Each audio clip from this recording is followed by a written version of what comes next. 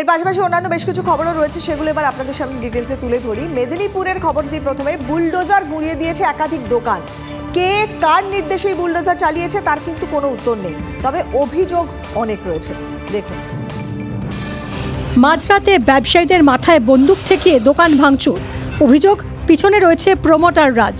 ঠিক এভাবেই কয়েক মিনিটের মধ্যেই মাটিতে মিশে গিয়েছে একের পর এক দোকান। জায়গাটা মেদিনীপুর শহরের গোলাকুয়ার চক।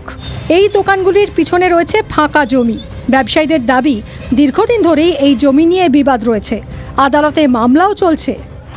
রবিবার মাঝরাতে গোটা এলাকা অন্ধকার করে ব্যবসায়ীদের মাথায় বন্দুকের নল ঠেকিয়ে বুলডোজার চালায় দুষ্কৃতীরা।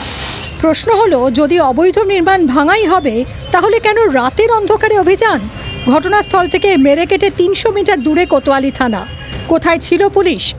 কোতোয়ালি থানায় জমির মালিক বরুণ সেন, নাজির আলী ও পারভেজ কিবরিয়া নামে 3 জনের বিরুদ্ধে লিখিত অভিযোগ দায়ের হয়েছে। এক রাতে সর্বশান্ত হয়েছেন ব্যবসায়ীরা। বিচার কি পাবেন তারা? ক্যামেরায় সুজয় নায়কের সঙ্গে দেবব্রত সরকারের রিপোর্ট, TV9 বাংলা। নন্দীগ্রামের দাউদপুরে আইএসএফ এর মিছিল পথসভাতে হামলার অভিযোগ উঠেছে তৃণমূলের বিরুদ্ধে। পাল্টা অশান্তি ছড়াচ্ছে। আইএসএফ অভিযোগ অস্বীকার করেছে, এমনটা দাবি করছে তৃণমূল। আইএসএফ এর প্রতিষ্ঠা দিবস উপলক্ষে ফ্ল্যাগ ফেস্টুন লাগানোকে কেন্দ্র করে তাদের সঙ্গে তৃণমূলের সংঘর্ষে শনিবারই উত্তপ্ত হয়ে উঠেছিল ভাঙড়। এবার নন্দীগ্রামেও আইএসএফ এর সঙ্গে সংঘর্ষে জড়ালো শাসক দল। আইএসএফ এর মিছিল ও পথসভায় হামলার অভিযোগ তৃণমূলের বিরুদ্ধে। দাউদপুর 8 নম্বর অঞ্চলের তৃণমূলের উপপ্রধানের নেতৃত্বে হামলার অভিযোগ আইএসএফ এর। নন্দীগ্রাম থানায় লিখিত অভিযোগ আইএসএফ এর। তৃণমূল কংগ্রেসের কিছু সমাজবিরোধী এবং কিছু গুন্ডা প্রকৃতির লোক নিয়ে শামসুল হকের নেতৃত্বে তারা অতর্কিত আমাদের উপরে হামলা করে। অভিযোগ অস্বীকার করে আইএসএফকেই দোষারোপ নন্দীগ্রাম 1 নম্বর ব্লক তৃণমূল সভাপতির। তৃণমূল কংগ্রেস রাজনৈতিকগতভাবে তার প্রতিবাদ করেছে, কোনো আটকানোর কোনো প্রশ্ন নেই, আর বাধা দেওয়ারও কোনো অবকাশ নেই। লোকসভা ভোটের আগে সব রাজনৈতিক দলই চাইছে নিজেদের মাঠ শক্ত করতে, আর নন্দীগ্রামে এই নির্বাচনে বেশি করে দাঁত ফোটানোর চেষ্টা করছে নওশাদ সিদ্দিকীর দল। কনিষ্ক মাইতির রিপোর্ট, TV9 বাংলা। আগামী 21 বছর পরে বিজেপি সরকার থাকবে না, কিন্তু সিএএ লাগু হলে তা বদল করতে পারবে না যে সরকারই থাকুক। লোকসভা ভোটের আগে সিএএ লাগু হবে, মন্তব্য কেন্দ্রীয় জাহাজ প্রতিমন্ত্রী শান্তনু ঠাকুরের।